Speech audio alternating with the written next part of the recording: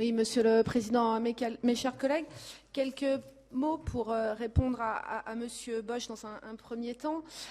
Je crois qu'il existe des crédits formation à destination des élus. Je pense qu'il serait vraiment nécessaire que vous puissiez faire une petite formation, Monsieur Bosch, juste pour vous permettre de connaître les modalités de signature du contrat de plan État-région et la façon dont il s'est imbriqué dans les nouveaux dispositifs législatifs qui ont vu la constitution de notre nouvelle région. Vous auriez appris à ce moment-là que les CPR étaient conçus dans les anciennes régions et qu'ils étaient reproduits à l'identique, sans possibilité de fusion d'un CPER à l'autre, et que nous avions l'obligation de continuer les dispositifs qui avaient été précédemment conclus. Alors oui, là où vous avez parfaitement raison, il y avait en Alsace un excellent CPER qui avait été excellemment bien conclu entre l'État et l'ancienne région Alsace. C'est un fait. C'est un fait dont la Lorraine que je suis se plaint, évidemment, parce que nous aurions aimé, nous les Lorrains, et je pense que les Champardonnais également, avoir aussi un excellent CPER. C'est vrai.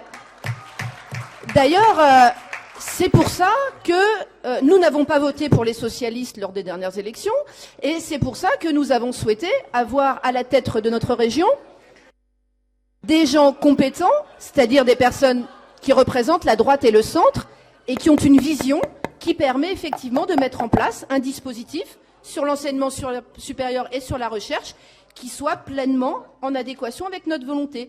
Donc, votre critique est à tranchant pour vous.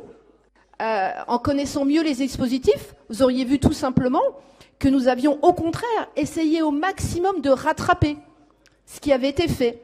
Et ce que nous faisons aujourd'hui sur l'université de Reims nous permet effectivement, en mettant quand même plusieurs dizaines de millions d'euros, excusez du peu, mais enfin, nous permet de rattraper l'indigence du CPER champardonnais. Effectivement. C'est une réalité. Cette réalité, aujourd'hui, elle n'est pas dite par nous. Elle est dite par les universitaires qui, grâce à l'abondement qui a été le nôtre, vont enfin pouvoir sortir de terre un projet qui était dans les limbes depuis de nombreuses années. Premier élément. Deuxième élément sur le pacte. Bien, c'est un peu la même chose. Il y avait un dispositif qui était intéressant. On se propose tout simplement d'en faire bénéficier les autres territoires.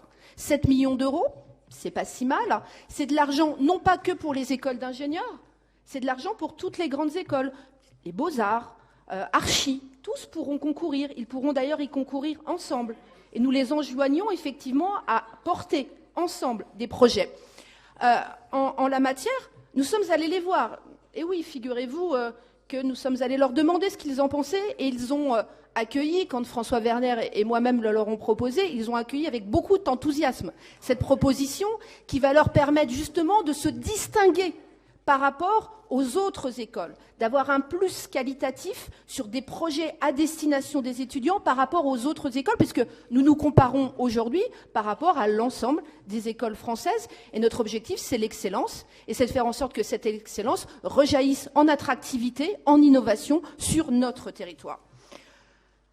Ensuite, Monsieur Reich, sur les IUT, vous avez raison, Monsieur Reich, c'est un élément absolument clé de notre dispositif.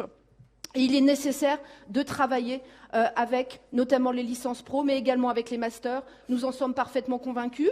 Nous le ferons l'année prochaine. Nous n'avons pas pu tout faire en une année, je le reconnais. Nous sommes à un peu plus de 10 mois de constitution de cette région. Nous avons fait effectivement un certain nombre de choix qui, aujourd'hui, sont présentés devant vous, qui nous permettent d'avoir un budget qui a une lisibilité parfaite.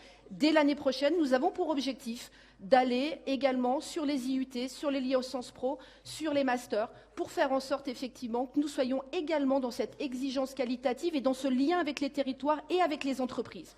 Et nous y travaillerons ensemble avec plaisir, parce que je crois que c'est un élément clé de développement de nos territoires et que ça nous permettra, dans la logique également de l'innovation, de garder nos étudiants sur place et de permettre à nos entreprises, à nos TPE, à nos PME de se développer. C'est essentiel, nous le ferons ensemble. Dernière chose que je souhaitais indiquer, parce que les zélateurs de la dénonciation que sont les gens du Front National ont cru bon indiquer que je n'étais pas là ce matin. Eh bien oui, j'étais à un enterrement l'enterrement d'une grande dame qui s'appelait Marie-Jeanne Bleuzé-Julbin, grande résistante, compagnon de Robert Schuman, qui a été distingué par de nombreuses personnes de notre nation, et notamment par le général de Gaulle.